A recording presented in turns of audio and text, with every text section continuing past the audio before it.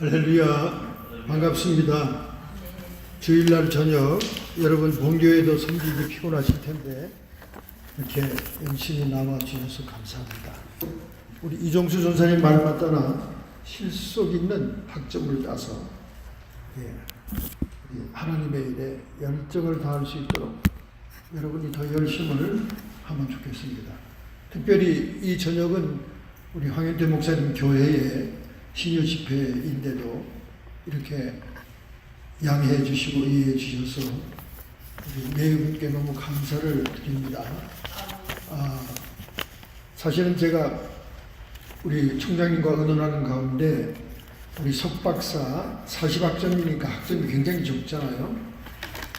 이 학교가 학점은 적게 하면서 학위 논문을 굉장히 중요시 하고 있습니다. 그래서 제가 박사학위는 250페이지, 석사학위는 200페이지, 학사는 150페이지라고 그러는 거예요. 그래서 제가 또 매번 총장님하고 같이 가면서 학사를 논문을 쓰는 학교도 있고 쓰지 않는 학교도 있지만은 우리 학생들은 학사 과정에서 논문 쓰기는 너무 힘듭니다. 그렇게 제안을 했어요. 그래서 그냥 힘들게 장고 끝에 학사는 면제하기로 하고 그 대신 제가 다른 것을 제안했습니다. 성경종합고사를 보도록 하겠습니다. 그랬더니 예스를 했어요. 간신히 대답을 받았습니다. 성서종합고사도 여러분에게 예상 문제를 다 내주고 하는 거기 때문에 걱정은 묻어둬도 됩니다. 왜냐하면 성경 66권 전체를 막연하게 여러분에게 시험 본다 그러면 합격할 사람 아무도 없어요. 지금 목사님들도 아무도 합격 못합니다. 심지어 이 근처에 있는 목사님이 저 미국 라이스 학교인가요? 졸업하면서 성경종합고사를 집에서 보는데 오픈 텍스트를 해도 못 봐요. 그 저한테 가져왔더라고요. 그래서 뭐 제가 조금 성경을 많이 봤으니까 그래서 그때 제가 대신 시험을 봐줬습니다.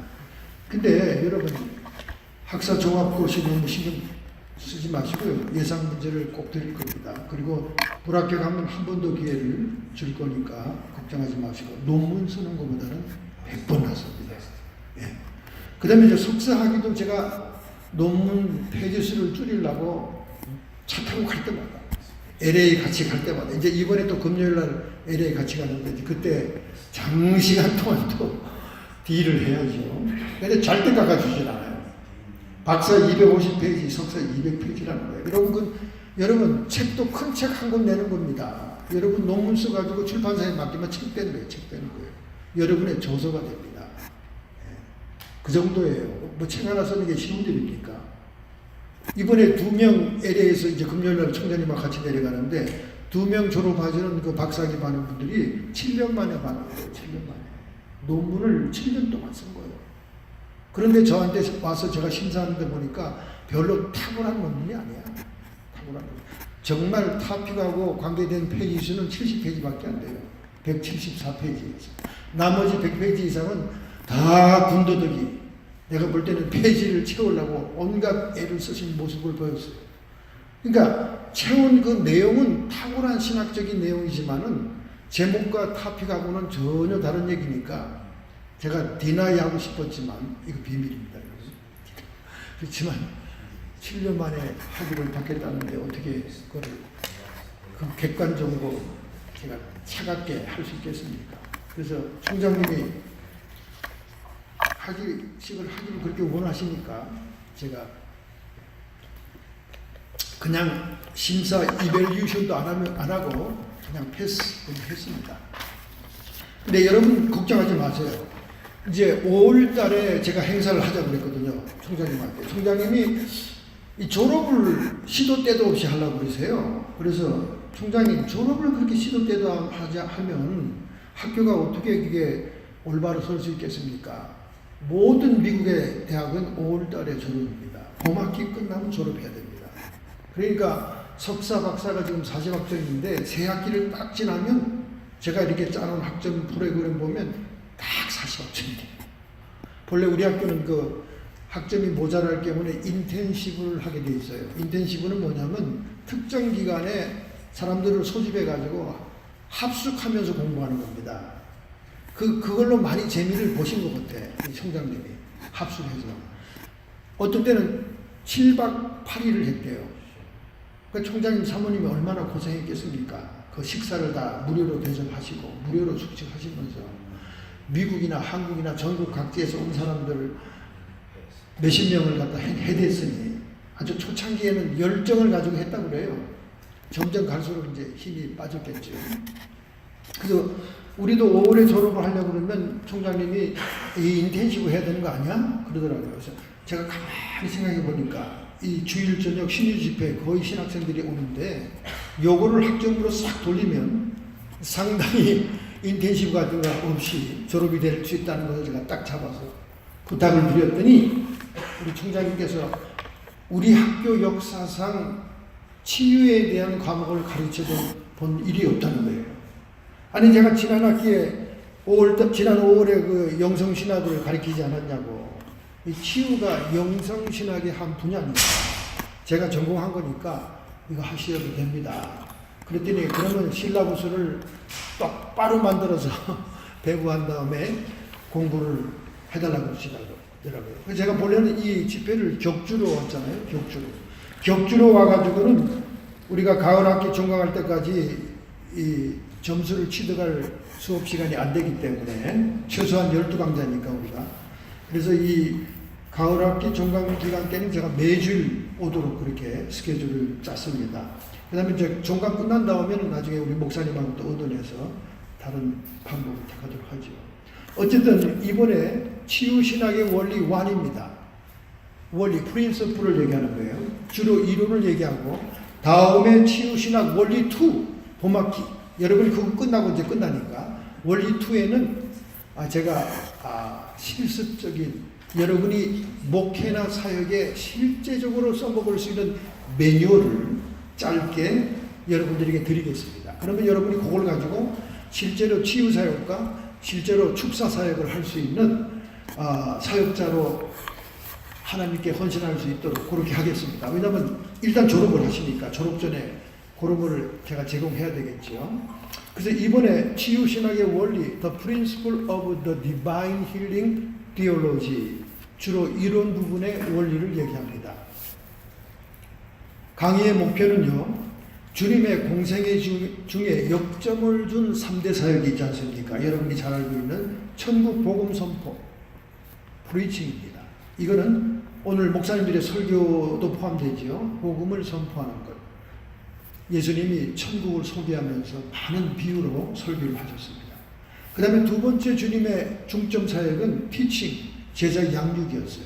12사도를 불러서 제자를 양육했지만 12사도만 키운 게 아니라 50문도, 70문도, 120문도 이렇게 가르쳤죠.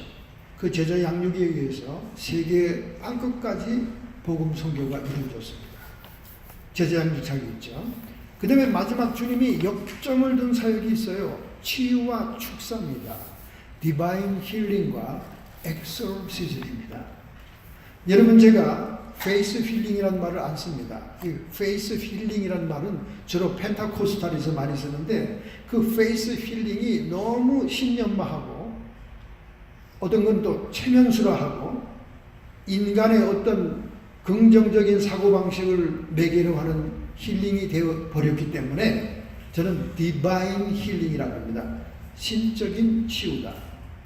예수님은 그런 하나님의 능력을 기름 부음 받아서 신적인 치유를 해서뿐만 아니라 엑소시즘, 축사, 귀신을 쫓아내는 사역을 엄청나게 많이 했습니다. 뭐 실제로 요한일서 3장 8절 같은 데는 예수님이 마귀의 일을 멸하기 위해서 왔다고 그랬거든요. 그렇기 때문에 여러분이 앞으로 아무리 리폼드 철치이기 때문에 상당히 점잖은 교단이지만은 실제적으로 우리가 미니스트리에서 치유와 축사를 빼놓으면 천국 복음이 능력 있게 전파가 안 됩니다. 그래서 치유와 축사에 대한 공부가 있어야 돼요. 여러분이 졸업하기 전에. 그래서 이번 12강좌 그 중에 3강까지는 휴강이었죠. 여러분이 미처 못 들은 것에 대해서는 저희 교회 웹사이트에 들어가면 금요기도회란에 치유의 강물에 뛰어들자라고 하는 제목부터 그 위에 부분이 이 치유신학의 원리에 대한 설교를 한 겁니다. 우리 에스더 전사님 같은 분은 벌써 미리 많이 들었죠. 오셔가지고. 그러니까 여러분이 그걸 들으면 지난번에 못 들은 그 프린서플을 여러분이 이해할 수 있어요. 참고적으로 들으면 좋겠죠. 그래서 여러분이 적어도 이번 5월 졸업 전에 치유와 축사에 대한 이론과 실제를 맛보기라도 보여줘야 여러분의 사역에 굉장히 역사를 할 수 있을 줄로 믿습니다. 상당히 총장님은 이제 장신대 계통에 장로교 계통이니까 이게 좀 이렇게 좀 별로 관심이 없지만은 우리 총장님의 관심은 리더십, 그 다음에 크리스찬 가정 뭐 이런 쪽입니다. 카운셀링 이런 쪽이에요. 근데 저하고 조금 이제 전공이 틀리니까 저는 영성신학에서 치유와 축사에 대해서 전문적으로 공부를 했고 엑sor시즘은 그 라이센스까지 있어요. 네, 세계적인 라이센스가 있습니다. 그러니까 여러분이 이걸 모르고 어떻게 예수님 같은 사역을 할 수 있겠습니까? 예수님의 3대 사역, 천국 복음 선포, 제자 양육, 이거 다 우리가 스킬을 배워야 됩니다. 그래서 설교학도 배우고 제자 양육에 대한 또 스킬도 배워야 되죠. 다 필요합니다. 그러나 여러분이 적어도 졸업하기 전에 치유와 축사에 대한 이론과 실제를 아웃라인이라도 배워야 우리 주님 같은 사역을 할 수 있습니다. 하나님이 나사렛 예수에게 성령과 능력을 기름 붓듯하셨음에 저가 두루다니시며 착한 일을 행하시고 마귀에게 눌린 모든 잔을 고치셨으니 이는 하나님이 함께 하셨습니다. 사도행전 10장 38절에 나사렛 예수의 복음 전도의 특징을 얘기하고 있습니다. 그 다음에 예수님만 사역했나요? 보내심을 받은 사도들도 제자들이 나가 두루 전파할세 주께서 함께 역사하사 우리 주님이 동행하심으로 그 주님의 능력으로 그 따르는 표적으로 말씀을 확실히 증거하시느니라. 할렐루야. 저도 어릴 때부터 신앙생활하면서 이론만 듣다가 갑자기 능력의 역사가 나타나는 주의 종들에 의해서 말씀이 함께 증거되니까 그 말씀이 귀에 쏙쏙 들어오더라고요. 어쩔 수 없어요. 그렇잖아요? 그냥 이론만 막 공부하다가 그건 뭐 졸기도 하고 그러는데 실제로 현장에서 역사가 나타나니까 그 증거하는 목사님의 말씀이 확실히 증거가 되는 거죠. 그 따르는 표적으로 말씀이 확실히 증거되니라. 마가복음 16장 20절 마지막 절에 있습니다. 사도들에게만 그런 일이 있었나요? 일반 믿는 자들에게도 있죠. 믿는 자들에게는 이런 표적이 따르리니 저희가 내 이름으로 귀신을 쫓아내며 새 방언을 말하며 정말 실제로 그렇더라고요. 막 방언을 하는데 방언이 여러 종류가 있어요. 많은 종류, 중들도 방언합니다. 귀신 들린 사람들도 방언해요. 그러니까 방언을 하는데 그런 방언하는 사람들이 귀신이 떠나가잖아요. 그 순간 새로운 방언이 임하더라고요. 그 새로운 방언은 성령에 충만한 방언. 할렐루야. 방언이 바뀌더라니까. 영적인 사람들이. 영에 대해서 둔감한 사람들은 방언도 할 줄 모를 뿐만 아니라 영적인 세계를 보지도 느끼지도 못하죠. 그러나 수많은 사람들이 우리 한국 같은 전통에서는 전래하는 샤머니즘의 영향을 받았기 때문에 많은 영적인 세계가 그런 이교도적으로 열려있는 사람들이 대부분 많습니다. 점쟁이 한 분도 안 찾아간 분 없잖아요. 그죠? 점쟁이를 찾아가면 점쟁이의 귀신이 붙어오는 거예요. 자기도 모르는 사이. 뭐 점쟁이 안 가본 사람들 없어. 권사님들도 점쟁이한테 갔다 온 얘기하고 말이죠. 흔히 특별히 또 목사한테 또 신방 같이 가면서 그런 얘기하죠. 목사님, 제가 어릴 때 점 쳤는데요. 이러면서 듣기 싫어요. 내가 듣기 싫어요. 성경에서 점치고 사술하고 이런 거 얼마나 하나님이 싫어하시고 백성에서 쳐 죽여라, 끊어버려라 그랬는데 그걸 뭐 우리 한국 사람들은 자랑처럼 얘기합니다. 영한 점쟁이가 미알이 있었는데요. 이러면서 시작해요. 듣기 싫어요. 저는 중국집에 가서도 폴춘 쿠키 그것도 못 가게 해요. 그거 왜 깝니까 그거? 그거 완전히 점치는 거에서 나온 건데 그 안에 그 띠 그거 다 지들이 만든 글자입니다. 막 좋은 얘기만 써 있는 거예요. 오늘 친구랑 같이 만나가지고 선물을 받게 되리라. 또 영어를 모르면 까지를 말지 또 까가지고 목사님들한테 줍니다. 읽어달라고.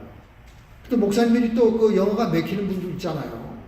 그러면 또 못 읽고 이러면 또 이거 목사님 영어도 못하는 거냐? 이러고 또 약으로 이러고 또 그 멸시합니다. 뭐 이런 짓을 왜 합니까? 그래 나는 영어 못하니까 아예 까지도 마라. 까지도 마라. 포춘 쿠키까지 마세요. 성경이 그렇게 싫어하는 걸 왜 그 합니까? 그 중국 사람들이 흔히 하는 거 아닙니까? 절대 하지 마세요. 저희 우리 교인들한테 절대 못하게 합니다.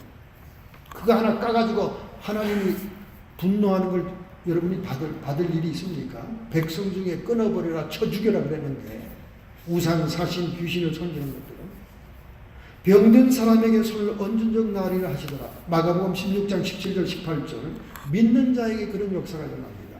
이렇듯이 예수님도 보내심을 받은 사도들도 일반 믿는 자들에게도 치유와 축사의 역사가 있었다는 거예요. 이것은 천국 복음 전파에 동반되는 현상입니다. 즉 하나님 나라의 권세가 사탄의 나라를 정복하는 현상이다 그 말이죠. 할렐루야. 이런 성경에 분명한 현상이 동반되고 있음에도 불구하고 우리는 굳이 그거를 모른 채 하고 그냥 이렇게 멸시하고 그냥 무관심하면 여러분이 사역의 현장에서 반드시 계망신을 당할 날이 온다는 사실을 알아야 됩니다.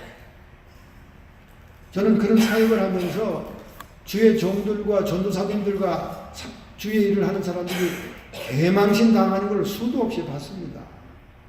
그런 사역에 대해서 아무런 이론도 체험도 없으면서 괜히 덤벼들다가 귀신들한테 귀싸대기 얻어맞고 귀신들이 야 네가 목사냐 그러고 말이죠.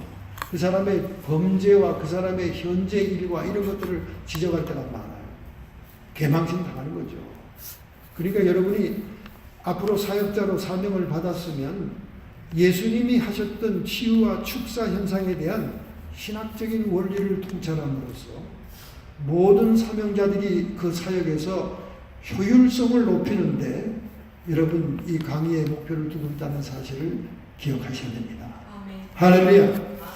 이론 분야에 극히 미흡한 분야를 중요한 걸 소개하고요. 그 다음에 다음 학기에 봄학기의 치유신학의 원리 2에서는 실제적인 것, 실습과 현장에 일어나는 일들을 매뉴얼로 아주 요약해서 매뉴얼도 아주 제가 많아요. 굉장히 많지만 방대하지만은 중요한 것만 요약해서 여러분에게 소개해서 실제로 여러분이 체험할 수 있도록 그렇게 해보겠습니다. 강의 방법이 있고요.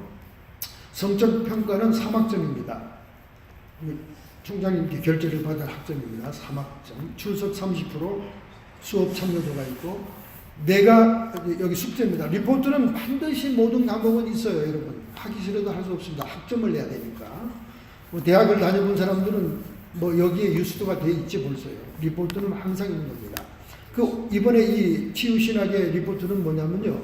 내가 주의 복음을 효율적으로 전파하려고 하여 치유 사역자로서 헌신한다면 어떻게 할 것인가?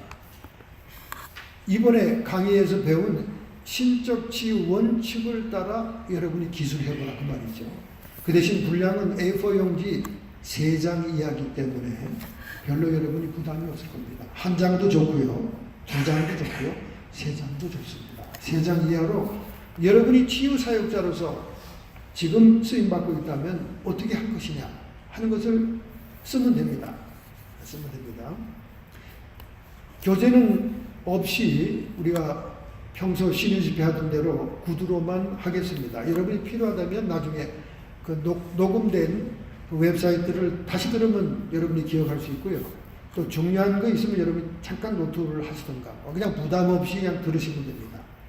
그 대신 참고 서적을 다음과 같이 소개해 드리겠습니다. 아그네스 샘포드입니다. 이 아그네스 샘포드는 치유를 신학적으로 확립하는 데 공헌한 분입니다. 이 아그네스 샘포드 여사는 성공의 목사님의 사모님이었어요. 이 사모님이 자기 친구의 병을 치유하고 자기의 병을 치유하고 이런 과정에서 그 치유의 빛이라고 하는 책을 씁니다. 그분이 첫 번째 책이에요. 두 번째 책은 하나님을 바라보라 하는 책이 있어요. 여러분이 읽으시면 상당히 은혜가 되고 참고가 될 것입니다. 오늘 우리 사모님은 꼭 여러분을 만나러 오려고 했는데 저녁이 되니까 기침이 막 발작적으로 나오는 거예요. 기침이. 그래서 제 강의를 방해할 것 같아서 불갑을 집에서 쉬기로 하고 다음번에 나오기로 했습니다. 그 다음에 프랜시스 맥넛이라는 분이 있습니다. 이분은 성공의 목사님이에요. 본래 캐톨릭의 신부였다가 성공의 목사, 수녀님과 결혼해가지고 바람난 게 아니고요. 둘이 정직으로 사랑했나 봐요. 그 수녀님과 결혼해서 프란시스 맥넛 성공회로 옮겼어요. 그래서 이분은 플로리다에 지금 치유센터를 운영하고 있는 분이에요. 대학교에 가서 강의하시고 이분이 치유라는 책을 썼는데 캐톨릭 출판사 성바오로에서도 나오고 개신교회 출판사 전망사에도 치유라는 책이 나왔습니다. 여러분이 그 보면은 많이 이해돼요. 이 사람의 유명한 그 이론 가운데 쇼킹 프레이어라는 이론이 있습니다. 쇼킹 프레이어는 뭐냐면 이렇게 물에 확 잠기듯이 그 기도하는 팀이 깊이 오랫동안 함께 기도하는 그 플레이어를 얘기합니다. 이분이 그 쇼킹 플레이어를 하다가 치유와 축사를 경험합니다. 이분이 치유라는 책을 썼고 두 번째는 축사라는 책을 썼는데 아주 그 귀신이 적나라하게 쫓겨나가는 그런 현상들을 많이 기록을 했습니다. 여러분이 찾아보면 이분 책이 많이 나와요. 그 다음에 프린스 데릭이라는 분인데요. 지금도 지금 유튜브에 이분의 설교와 이분의 그 강의가 많이 나옵니다. 이분은 그 영적인 책을 많이 쓴 분이에요. 더구나 이 귀신론이나 치유사역이나 이런 거에 대해서 많이 썼고 일반 설교도 상당히 깊이 있는 설교를 하고 있는 분입니다. 여러분이 그 유튜브에 들어가면 이분이 그 설교하는 것을 이렇게 한국말로 번역한 것도 많이 있어요. 프린스 데릭이라는 사람, 여러분 한번 찾아보시기 바랍니다. 그 다음에 유명한 존 윈버가 있죠. 빈야드 철치의 존 윈버. 한국에서는 너무 한국 사람들이 빈야드에 가서 은혜를 받고 하니까 나중에는 이단이다 이렇게 정죄하기까지도 했는데 이분이 그 힐링이라고 하는 볼륨 1번부터 4권까지 그 기독교 역사상에 나타난 힐링의 역사에 대해서 기술하면서 자신이 체험한 힐링의 현장을 기록한 책들이 있습니다. 미니스트리 인터내셔널의 출판사에서 나왔습니다. 이분이 그렇게 힐링 사역을 많이 했는데 그가 이 콩가요 어디에 그 암이 생겨가지고 요절을 했죠. 오래 살지 못하고 젊은 아주 많이 살 수 있는 나이에 돌아가셨습니다. 이것은 제가 느낄 때 그때 그 존 윈버가 다른 그 사역팀하고 상당히 갈등이 있었고요.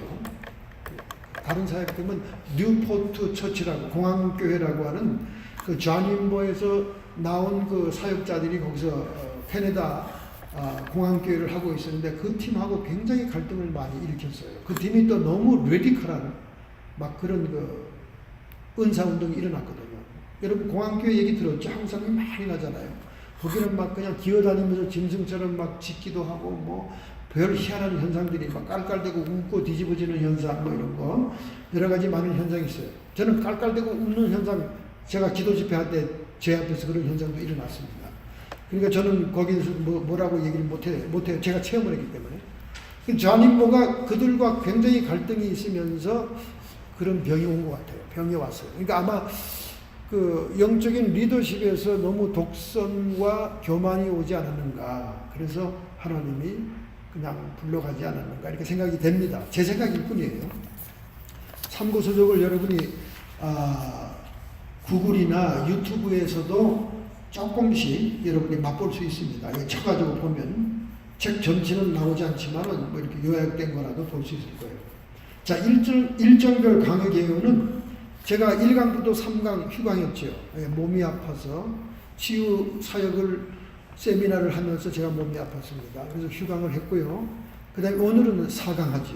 신적 치유의 도구를 식별하라.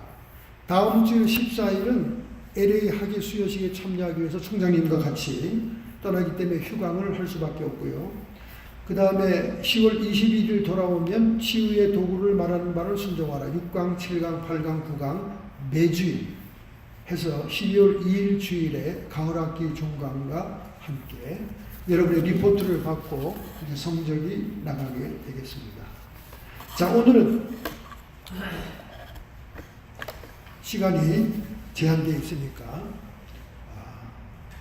제 4강에 대해서 얘기하고 그 전에 강의는 여러분이 참고적으로 저희 교회 웹사이트에 들어가면 금요 기도란에 치유의 강물에 뛰어들라 하는 그 제목부터 들으면 여러분 이 강의가 1강부터 나와 있습니다.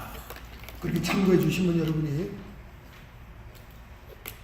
리포트를 쓰는데 상당히 도움이 될 것입니다. 저는 여러분이 한 장의 리포트를 써도 모든 강의 내용을 포함하고 있는가에 따라서 여러분의 성적 레벨이 달라지는 겁니다. 그러니까 아무리 적은 양의 리포트를 써도 금방 여러분의 성적 수준을 평가할 수 있어요. 그러니까 여러분 열심히 한번 들어보시기 바랍니다. 제가 오늘 강의에 들어가기 전에 지난주에 했던 걸 한번 바로 지난주니까요. 지난주에는 이런 말씀을 전거해서 신적인 치유, 디바인 힐링에는 장소가 있다고 했어요. 장소가. 어떻게 여러분 좀 이상하죠? 하나님은 어느 곳에나 있는데 뭐 치유 장소가 따로 있나? 우리가 구약을 플레이스 티올로지라고 합니다. 구약은 출애굽해가지고 광야를 통과해서 가나안 땅으로 들어가서 계속 어느 곳으로 하나님이 주의 백성을 몰고 가고 있습니다. 그 백성들이 정착한 곳이 어디예요? 시온산 언덕 솔로몬의 성전. 그리고 거기서 하나님을 영화롭게 하고 예배하고 제사하는 그 성전까지 그들을 막 인도하는 거예요. 그 성전에서 잘못 하나님을 섬기고 우상 숭배하니까 또다시 그들은 멸망을 당하고 바벨론 포로가 되는 겁니다. 그리고 다시 돌아와서 또 그 성전, 불타버린 성전 위에 수룹바벨이라고 하는 회복 성전을 짓잖아요. 예수님 시대에는 헤롯 대왕이 자기의 왕권을 튼튼하게 하기 위해서 정치적인 목적으로 40년 동안이나 성전을 다시 재건축했지 않습니까? 이렇게 구약 성경은 플레이스 티올로지입니다. 장소가 중요해요, 구약은. 근데 신약은 어떤 겁니까? People's Theology입니다. 신약은 사람이 중요해요, 사람이. 그래서 성전을 보고 제자들이 주님 보십시오. 저렇게 아름다운 성전이 어디 있습니까? 막 성전을 칭찬하니까 예수님이 혁명적인 발언을 하잖아요. 저 성전을 무너뜨려라. 내가 4일 만에 지으리라. 하나님의 성전 개념이 자신의 몸으로 옮겨지는 것을 얘기한 겁니다. 자기가 4일 만에 살아났잖아요, 예수님. 그리고 그가 부활 승천하고 난 다음 성령이 이 땅에 강림하고 난 다음은 모든 성도들에게 성전이 이루어지잖아요. 그러니까 성전 개념이 플레이스에서 피플로 사람으로 옮겨지는 종교 혁명적인 말씀을 예수님이 한 겁니다. 그러니까 신약시대에는 사람이 성전이 된 거예요. 그죠? 그리고 오늘날 여러분과 저는 우리의 마음의 성전을 지어가는 신앙의 행로를 살고 있는 거예요. 여러분 안에 얼마나 성전이 지어질 것인가. 그 성전이 잘 지어졌다면 성령님이 거기 오셔서 우리와 더불어 삶을 사는 거죠. 그래서 에녹처럼 하나님과 동행한 삶을 살았던 사람들은 에녹처럼 휴고 당하는 것처럼 우리가 메이저 휴고에 그리스도의 신부로서 들림을 받게 되는 거예요. 휴고가 한 4번 정도 요한계시록에 나옵니다. 그래서 메이저 휴고가 있고 마이너 휴고가 있습니다. 그러나 우리가 참석해야 될 휴고는 메이저 휴고예요. 그 메이저 휴고에 참석 못하면 짐승이 장악한 세계에서 지독한 고생을 하면서 때로는 배도하기도 하고 믿음을 배반하기도 하는 그런 고통을 겪게 됩니다. 그래서 예수님이 누가복음 8장에 말씀했잖아요. 인자가 세상에 올 때 세상에서 믿음을 보겠느냐. 다 변심하고 배반했다는 거예요. 먹고 사는 문제, 핍박, 환난 속에서. 옛날 일정 시대에 신사참배 다 절하고 모든 교단이 넘어갔던 것처럼 그렇게 배도한다고 말이죠. 믿음이 없다는 거죠, 세상에서. 이렇게 그 구약과 신약이 플레이스 티올로지와 피플스 티올로지인데 느닷없이 제가 신적인 치유, 하나님의 디바인 힐링에는 장소가 있다고 얘기합니다. 장소가 있다고. 아무 데서나 힐링이 일어난다는 게 아닙니다. 아니 그럼 어디서 그거 나타납니까? 여러분이 지금 근 20분 정도 우리 김전사님의 인도로 찬양을 했는데 아니 뭐 찬양을 할 거라면 그냥 8시에 오라 그럴 것이지 피곤해 죽겠는데 이렇게 궁시렁거리는 사람이 없었습니다. 참 여러분은 너무 감사하게 찬양을 아름답게 드렸어요. 감사하게 생각합니다. 그런데 우리는 이 찬양이 얼마나 중요한지 모릅니다. 왜냐하면 출애굽기 20장 24절에 어떤 장소에서 치유가 일어나느냐, 어떤 장소에 하나님의 임재가 있느냐.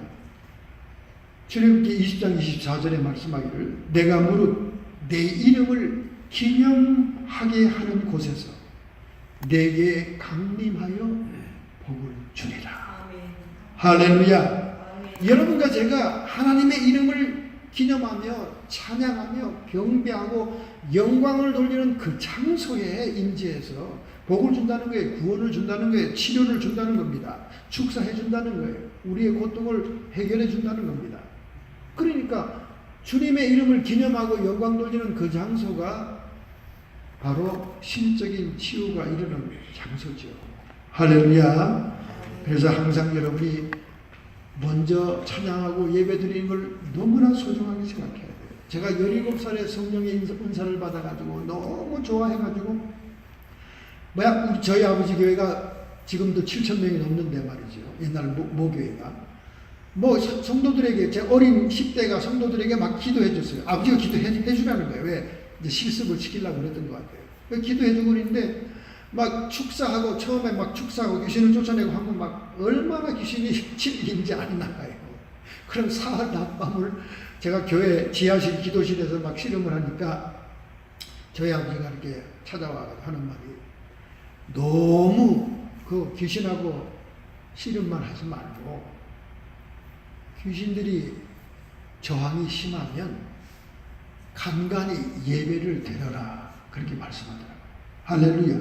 예배를 꼭 드려라. 그리고 개인적으로 상담하고 개인에게도 은사를 행할 때 은사가 역사한다고 은사만 막 집중적으로 공략하지 말고 먼저 하나님을 영화롭게 하는 예배를 잘 드려라.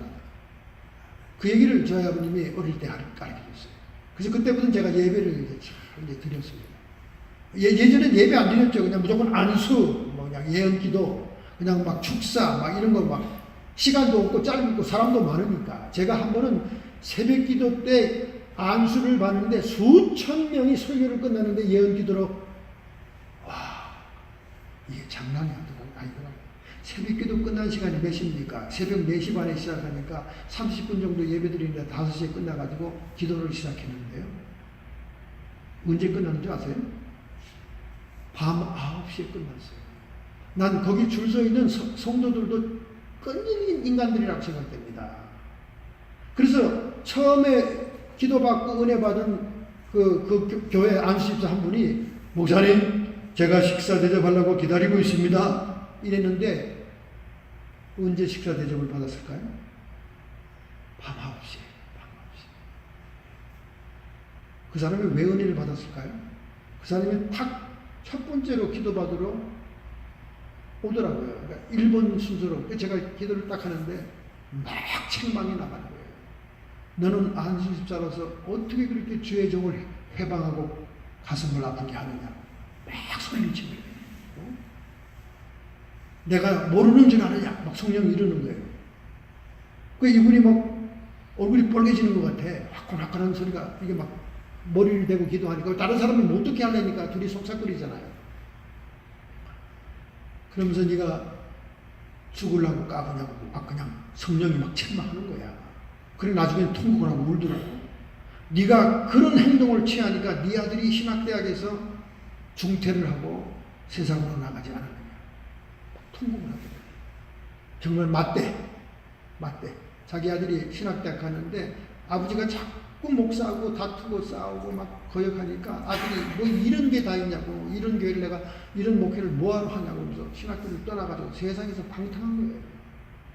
자기가 아들을 불러오겠다고 막 가더라고요.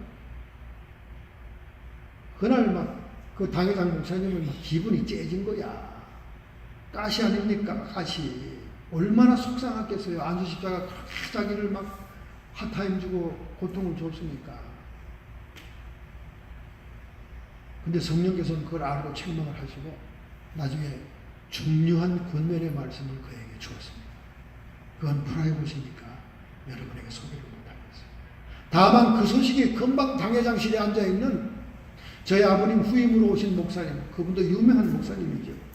그 목사님이 좋아가지고 입이 이렇게 찢어졌더라고. 뭐 내가 뭐 그 목사님 도와주려고 그런 건 아니에요, 절대. 성령께서 하시는 말씀을 그대로 전한 것 뿐이지. 그런데 어떻게 황 목사는 그 인간이 나의 가슴을 찢는 인간인 줄 알았을까? 내가 아는가? 난 모르죠. 전혀 모르죠. 전혀 모르죠. 어쨌든 저희 아버님의 충고로 그때부터는 제가 예배를 잘 드렸습니다. 그래서 그 얘기가 왜 있었는가 생각했더니 바로 이 말씀 보니까 깨달아진 거예요. 내가 무릇 내 이름을 기념하는 그곳에서 내게 강림하여 복을 주리라. In every place where I recall my name, I will come to you and I will bless you. 여러분이 먼저 하나님의 이름을 기념하고 찬양하고 영광을 돌릴 때 그곳에 주님이 강림하시는 거예요. 그러니까 신적인 치유의 장소는 따로 있는 겁니다. 따로 있는 거예요. 여러분이 싸움박질하고 맨날 욕하고 흉악한 일이 벌어지는 화토나 치는 장소에서 신유가 이루어지겠습니까? 그렇잖아요. 하나님을 찬양하고 영광을 돌리는 장소, 그 시간, 그 순간 하나님이 영광을 받으셔서 기뻐가지고 주님이 강림하셔서 기름 부으시고 신유의 역사가 일어나는 거지.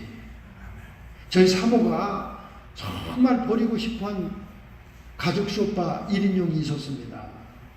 그런데 그 소파가 저희 아버님이 기도원에서 쓰신 거라 저는 신주 보물처럼 갑오처럼 귀중하게 여기는 거예요. 근데 사모는 또 그게 아무런 필링이 안 닿는가 봐. 자기 아버지 게 아니니까.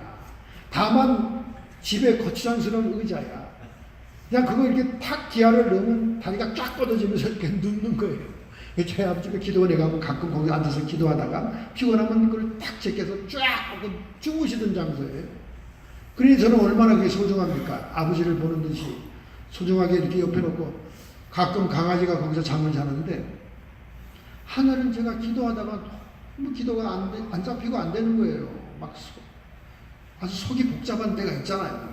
막 기도가 안 되는 거예요. 분명히 기도 시간은 채워야 되는데 기도가 안 돼서 가가지고 그 자리에 툭 앉아가지고 그냥 신세타령처럼 기도하기 시작했는데 어쩌면 그 자리에 앉아서 기도가 잘 됩니까? 그 사람은 우연히 일치인 줄 알고 기도가 안 될 때마다 그 자리에 앉으면 기도가 막 술술 나오는 거예요. 그래서 왜 그럴까? 그랬더니 물었더니 성령께서 내 아버지가 기도하던 자리라서 그렇다는 거예요. 할렐루야. 거기에 기도도 장소가 있더라고요, 여러분. 기도도 장소가 있어요. 그렇잖아요, 여러분. 그죠? 그래서 그거 지금 막 우리 집에서 귀한 자리입니다. 귀한 자리. 당신도 한번 앉아봐. 기도가 잘 나와. 제가 그렇게 얘기했죠. 버리자는 얘기는 쏙 들어갔어요. 버리자고. 그렇게 졸랐는데 그게 쏙 들어갔어요. 제가 거기서 기도가 잘 되니까. 여러분, 신유가 치유하는 장소가 있습니다.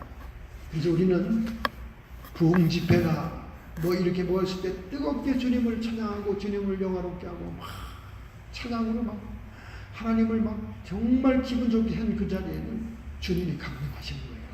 기름 부음이 있는 겁니다. 할렐루야. 그러니까 우리가 예배 전에 뭐 찬양이나 이렇게 준비하는 걸 절대로 소홀히 여기면 안 되는 거예요. 안 됩니다, 여러분. 그런 걸 소홀히 여기고 그런 걸 우습게 여기는 은사자들이 있어요. 자기 은사나 막 드러내려고 그러고 자랑하려고 그러고 막 그냥 막 돌연변적으로 막 순간적으로 막 머리 탁 때리면서 귀신아 나가! 이게 소리나 질리고 말이죠. 이렇게 과시하고 싶어하는 사람들이 있는데 별로 하나님 기뻐하지 않아요. 먼저 하나님의 이름을 영화롭게 하고 찬양 돌고 주님의 마음을 훈훈하게 만들어 놓는다. 응? 인간적으로 말하면 콧구멍에 바람을 많이 넣어 놓은 다음에 그 다음에 우리가 필요한 치유와 뭐 이런 것을 하나님께 구할 때 주님이 그곳에 강림하십니다. 할렐루야. 예, 신적 치유에는 장소가 있는 거예요. 제가 얘기했는데 여러분 유튜브에서 한번 봤습니까? 나주 뭐죠?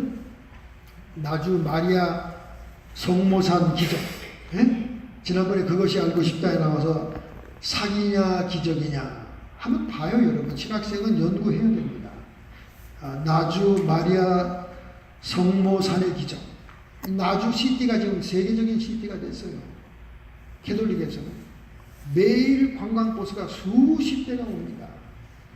그러나 캐톨릭 리더들과 본부에서는 이단이라고 자꾸 얘기하죠. 이단이라고. 그렇게 얘기하는데 교황청에서는 오히려 그냥 이렇게 인정을 해 주었습니다. 그래서 막 물밀듯이 사람들이 오잖아요. 거기는 막 이게 불에 뒤어가지고 완전히 사람 무시를 못하는 사람이에요. 그 자리에 왔다가 그 모든 헌대가 사라지고 생선이 나오는 말이죠. 온갖 기적이 나타난다는 거예요. 여러분이 너무 모르니까 한번 유튜브에 들어가 한번 보세요. 신학생들은 자꾸 연구를 해야 됩니다. 과연 그것이 사기인지 그것이 기적인지 그것이 알고 싶다 해서 너무 정나나에게 파헤쳤기 때문에 여기 그거 보면 또 이건 또 사기겠다 뭐 이런 생각이 들기도 하고 또 저쪽 나주 성모산 쪽에서 또 설명하는 걸 들으면 또 진짜 같다 그러기도 하고 말이죠. 아주 복잡합니다. 어쨌든 그 신적인 치유의 장소가 있다는 것 그것이 지난번에 설교의 주제였습니다. 그럼 오늘 주제는 뭡니까? 먼저 우리 본문 말씀 구약성경 568페이지를 한번 찾아보겠습니다.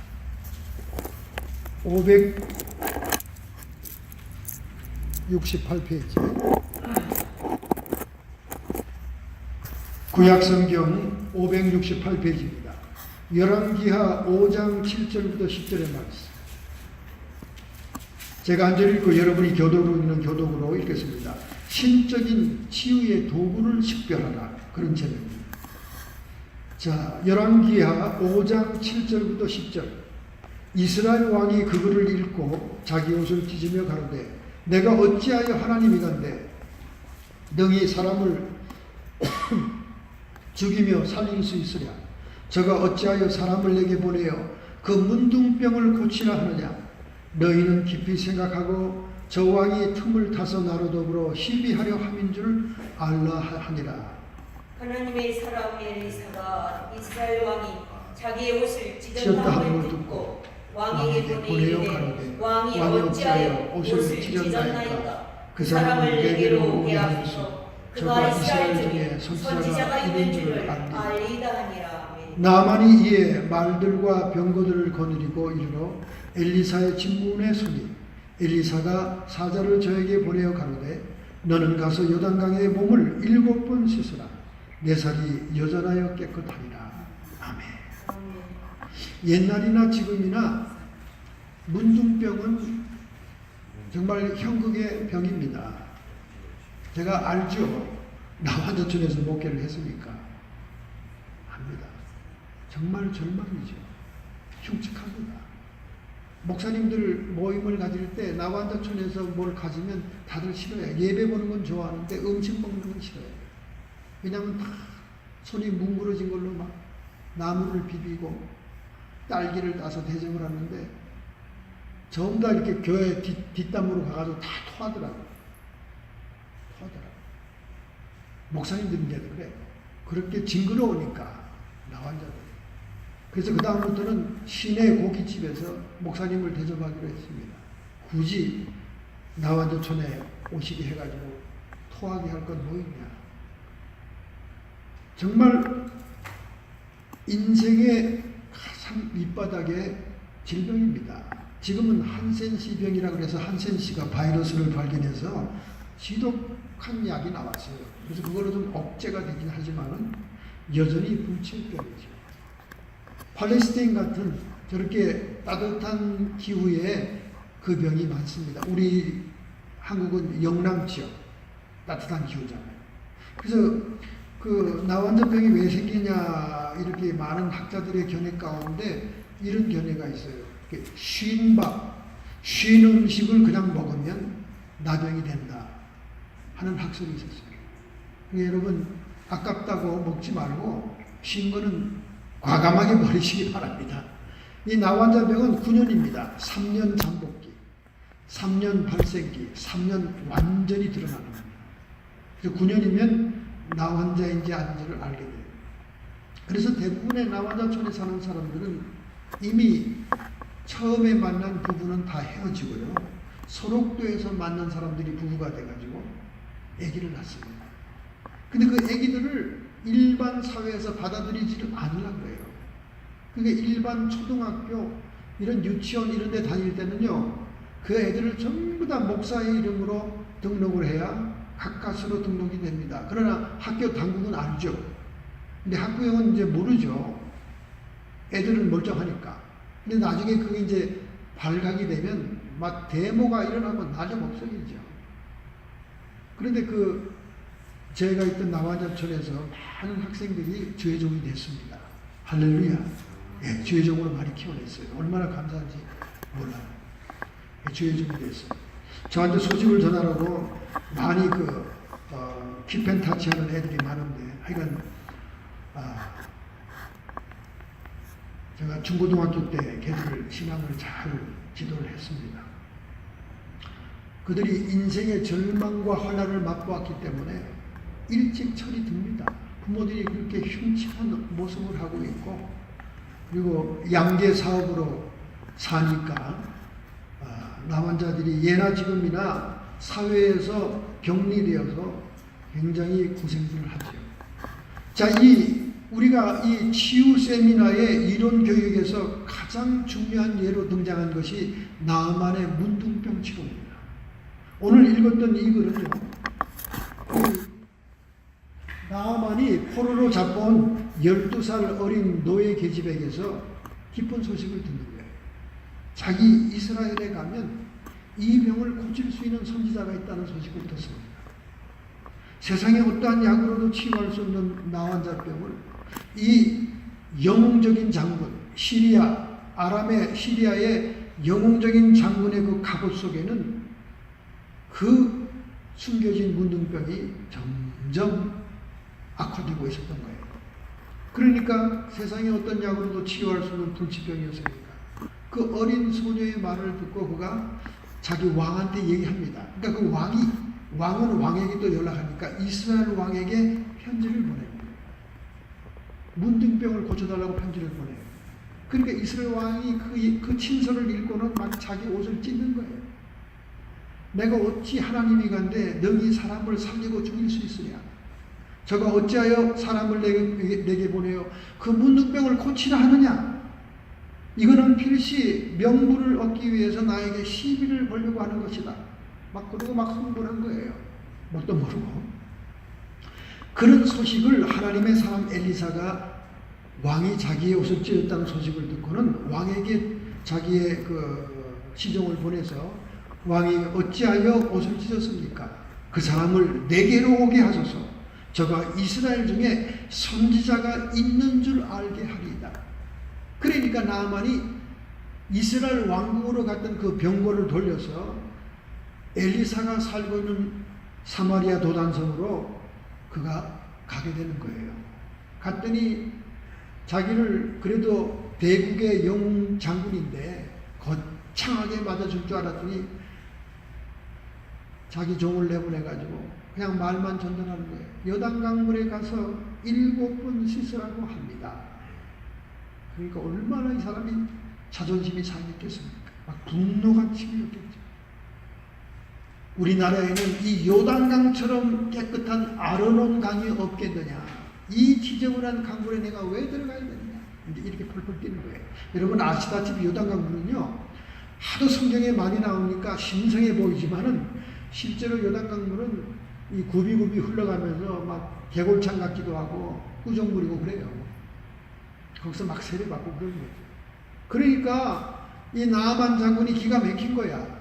요단 강물이 지저분하고 깨골창 같은 데서 뭐 우리 자기네 나라 강은 아르곤강 같이 아주 푸르고 신선한 강물이 있는데 아니 거기 가서 씻으면 되지 내가 왜 이 지저분한 데 들어가냐고. 처음엔 그렇게 펄펄 뛰잖아요. 그런데 옆에 똑똑한 신하를 둔 겁니다. 그 신하 왕이시여. 믿져야 본전 아닙니까? 어?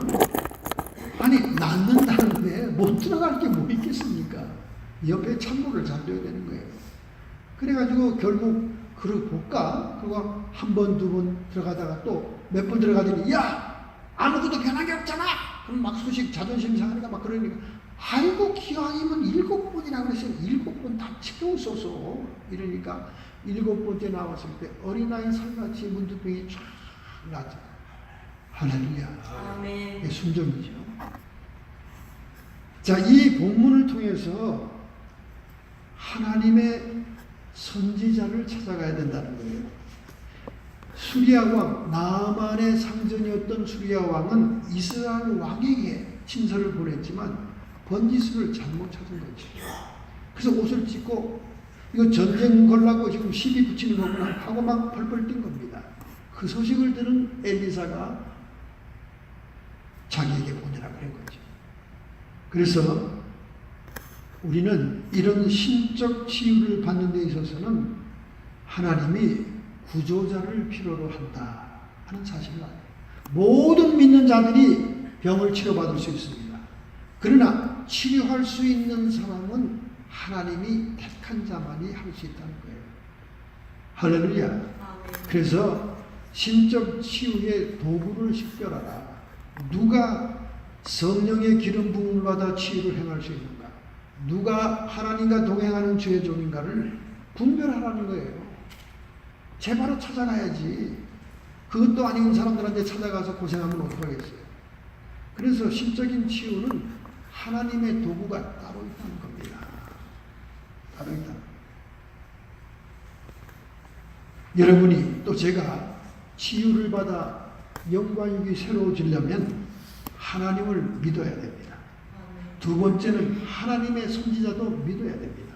세 번째는 그가 말하는 모든 것을 순종해야 됩니다. 그런데 중요한 것은 하나님이 은사자로 보낸 사역자를 제바로 식별을 해야 된다니까. 찾아가야 된다니까요. 아니 하나님만 믿으면 되지 무슨 주요적인 무슨 관계 있습니까? 아니라는 겁니다. 마태복음 10장 40절부터 42절 예수님께서 말씀합니다. 너희를 영접하는 자는 나를 영접하는 것이요 나를 영접하는 자는 나 보내신 이를 영접하는 것이다. 할렐루야.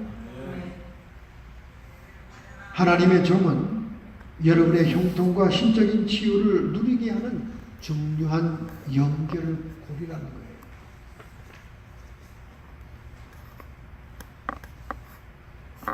방금 전에 인용했던 사도행전 10장 38절도 하나님이 나사렛 예수에게 성령과 능력을 기름 붓듯 하셨으며 저가 두루 다니시며 착한 일을 행하시고 착한 일은 병자를 고쳤다는 얘기예요. 마귀에게 눌린 모든 자를 고치셨으니 이는 하나님이 함께 하셨습니다. 나사렛 예수에게 기름 부음이 있었다는 거예요. 예수님에게 특정한 사람에게 기름 부음을 주는 것처럼 예수님은 이제 자기가 받은 하늘과 땅의 권세를 보냄을 받은 주의 종들에게 맡긴다는 겁니다. 할렐루야. 이것이 기름 부음이라는 말의 특징인 거예요. 여러분 많은 사람들이 어노인팅이라는 말을 많이 사용합니다. 기름 부음이 있어야 된다. 기름 부음. 그 기름 부음은 뭘 얘기하냐? 위임 권세를 얘기하는 거예요. 예수 그리스도가 하늘과 땅의 권세를 누군가에게 위임해서 주님의 능력으로 치료하게 하는 그 위임 권세의 현상을 기름 부음이라는 보이는 현상으로 얘기하는 거예요. 그러니까 기름 부음이라는 것은 다른 게 아닙니다. 기름이라는 것은 성령을 상징하는 거거든요. 성령이 임재해서 성령의 본능으로 치료하게 한다는 겁니다. 그 기름 부음은 특별한 성령의 은사를 얘기하는 거예요. 아니 그럼 기름 부음은 또 더 구체적으로 무슨 얘기입니까? 여러분 기름이라는 것은 그냥 생겨나는 게 아니에요. 깨나 참깨나 모든 곡물에 올리브까지도 그거를 짓이겨서 이런 돌멩이로 막 짓이겨 가지고 나오는 것이 기름입니다. 이것은 뭘 상징합니까? 예수님이 짓이김을 당해서 십자가에서 고초와 고난을 당했기 때문에 그 후에 성령이 오신 거예요. 기름 같은 성령이 오신 겁니다. 그러니까 주님의 십자가의 고난과 짓이김 때문에 우리는 기름 부음을 누리는 거예요. 예수님이 십자가에서 구속과 대속을 이루시고 부활 승천했기 때문에 오신 성령이 우리와 함께 계시고, 주님은 뭐라고 말씀했습니까? 볼지어다 하늘과 땅의 모든 권세를 내가 가졌으니 세상 끝날까지 너희와 함께 하리라. 아멘. 할렐루야. 아멘. 기름 부음의 뜻은 위임 권세라는 말이에요. 그래서 이 기름 부음의 비밀을 아는 사람은 예수님의 칭찬을 받습니다. 누가 받았습니까? 백부장이었어요. 백부장이 예수님, 저희 수하에 있는 부하가 지금 죽을 병에 걸려 죽어갑니다. 그래, 그럼 내가 가자. 기도 좀 해주지. 그러니까 주님이 우리 집에 들어오는 걸 내가 감당하지 못하겠습니다. 그냥 여기서 말씀만 하옵소서. 저도 위에 있는 사람으로서 부하들을 이리 오라 저리 가라 하면 그 말대로 되는 것처럼 주님의 권세로 말만 해도 되겠습니다. 예수님이 박수를 친 거야. 세상의 이스라엘에서 이와 같은 믿음이 큰 자는 처음 봤다는 거예요. 무슨 믿음입니까? 기름 부음을 믿는 믿음, 위임 권세를 믿는 믿음입니다. 아니, 조직사회에서 상관이 명령하는 것이 어떻게 밑에까지 하달됩니까? 조직적으로 위임된 그 권세로 연결이 되기 때문에 그런 거예요. 이런 영적인 비밀을 깨달은 백부장을 주님은 몹시 칭찬합니다. 와, 너 같은 믿음이 없다. 그러니까 여러분과 저도 이 기름 부음, 위임 권세에 대한 믿음을 가지고 있으면 칭찬받는 믿음으로 치유 사역자가 될 수 있다는 거예요. 아멘. 할렐루야. 이 비밀을 깨달아야 됩니다. 자, 그러면 그럼 그거에 못 믿겠습니까, 목사님? 다 믿죠. 응? 기름 부음 그 좋죠. 근데 기름 부음에 비밀이 있어요. 비밀이. 무슨 비밀이 있냐? 고린도후서 4장 7절부터 15절에 우리가 이 보배를 질그릇에 가졌으니 이는 능력심이 큰 것이 하나님께 있고 우리에게 있지 아니함을 알게 합니다. 위임 권세니까 그 권세의 본래 소유자는 하나님이지. 그냥 우리는 그냥 위임받은 것 뿐이지. 이거 우리 게 아닌 거예요. 그걸 우리가 본질적으로 깨달아야 되고, 두 번째는 우리가 항상 예수 죽인 것을 몸에 짊어지면 예수의 생명도 우리의 몸에 나타나게 하는 거야. 우리가 항상 예수님의 죽은 그 사망을 우리 몸에 짊어져야 된다는 거예요. 우리의 겉사람을 사망에다 줘야 된다는 거예요. 정과 욕심을 십자가에 못 박아야 된다는 거예요. 그렇게 할 때 예수님의 생명이 죽은 우리 몸을 통해 나타난다는 거예요. 여러분이 이 비밀을 깨달으면 앞으로 치유 사역자로 활용할 수 있습니다. 여러분, 이 비밀이 구약 성경에도 나옵니다. 삼손이 사자를 때려잡아 죽여놓고는 시체를 팽개치고 갔습니다. 다시 돌아가다 보니까 사자의 죽은 시체에 벌꿀들이 말이죠. 거기다가 벌집을 지고 석청을 꿀을 만들어놨어요. 그래서 그 꿀을 갖다가 삼손이 마셨습니다. 고대인들은 꿀에서 영양을 굉장히 많이 섭취했잖아요. 그래서 그걸 수수께끼를 냈죠. 죽은 데서 유익한 것이 나온다 하는 수수께끼를 냈잖아요. 이것이 바로 십자가의 원리를 얘기하는 겁니다. 여러분과 제 겉사람과 이 정욕이 죽어야 우리 몸에 주님이 나타나고, 우리 산자가 항상 예수를 위해 죽음에 넘기오면 예수의 생명이 또한 우리 죽은 육체에 나타나게 하려 합니다. 그러면서 고린도 교인들에게 사도 바울이 이런 말을 하죠. 12절에 그런즉 사망은 우리 안에서 역사하고 생명은 너희 안에 있느니라.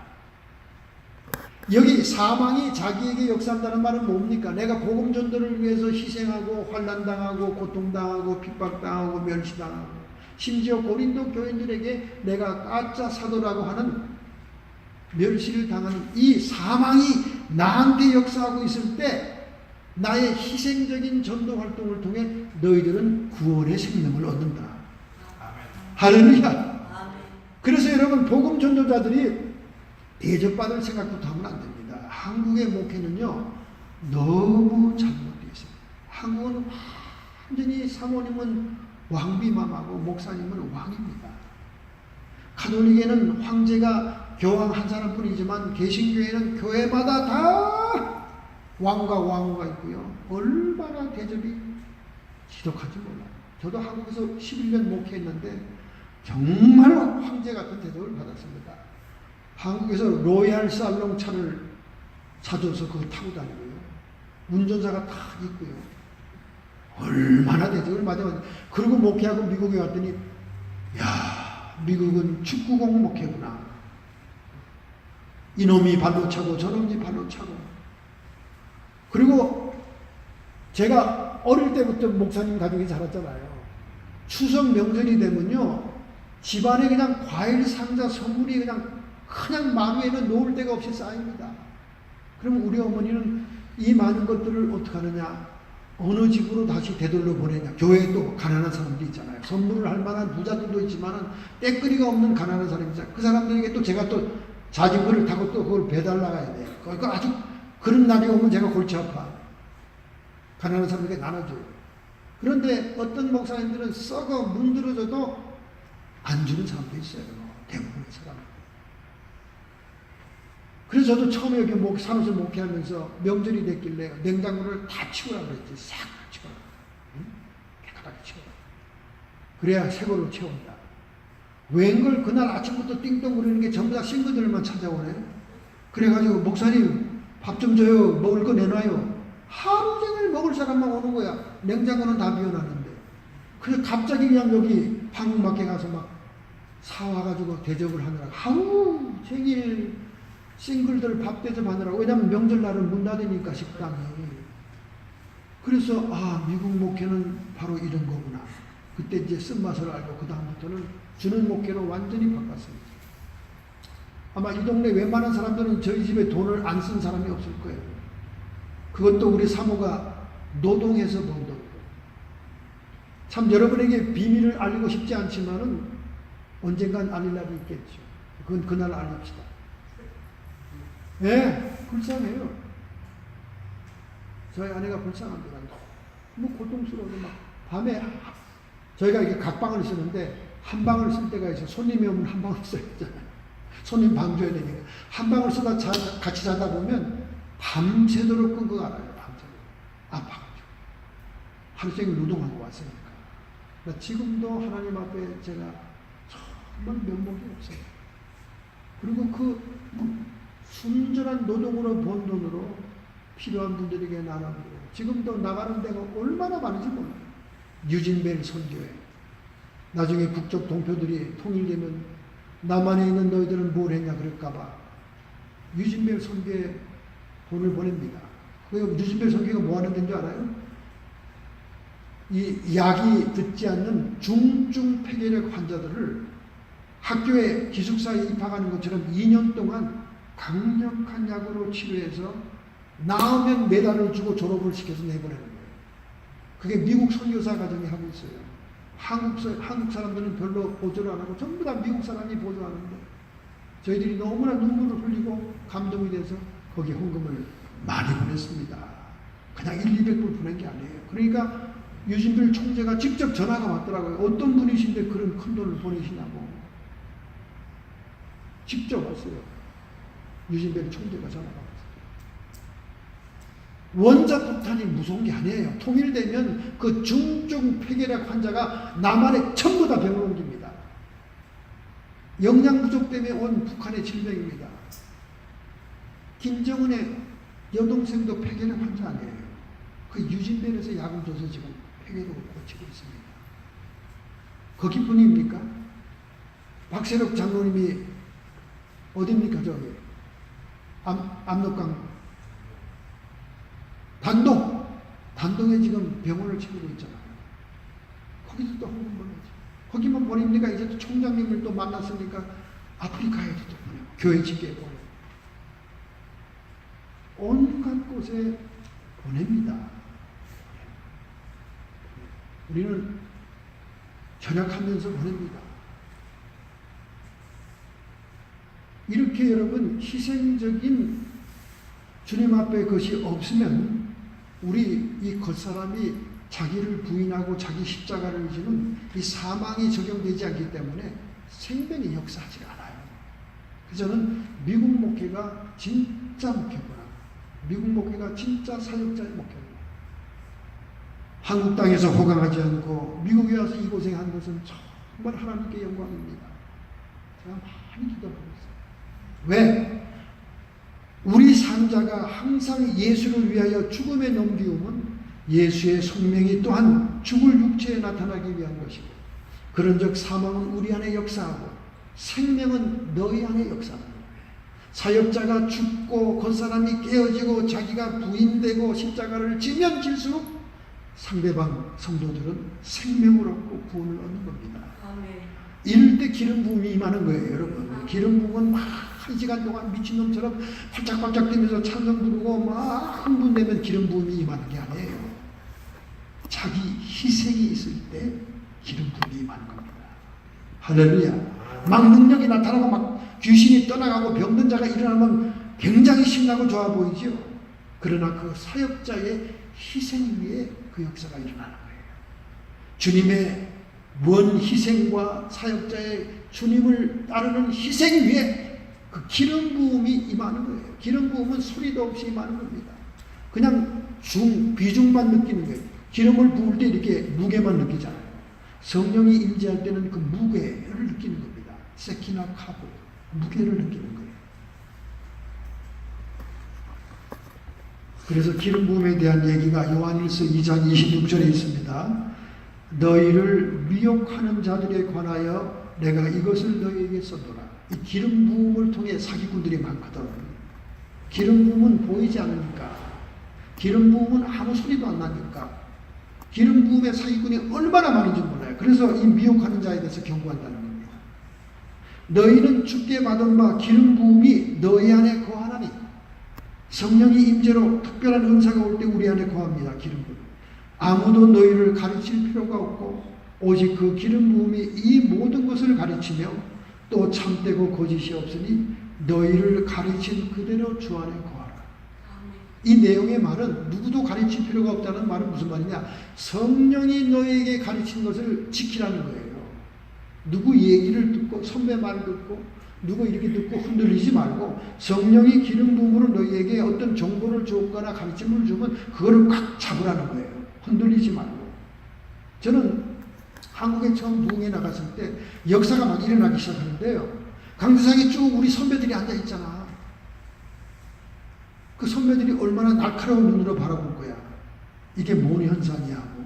제가 뉴욕에 큰 그 장로교에서 집회를 하는 거예요. 낙원 장로교에서 금요일날 이제 대서 집회를 하는데 막 역사가 얼마나 일어나는지 몰라요.